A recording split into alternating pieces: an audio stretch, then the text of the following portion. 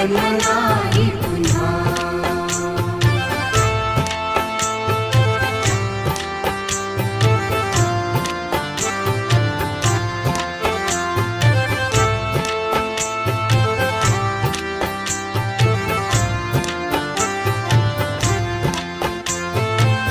हा जन्म आहे सद्गुरु कृपेचा, हा जन्म आहे सद्गुरु कृपेचा, हा जन्म आहे सद्गुरु कृपेचा। हरि ओम स्वामी समर्थ म्हणा,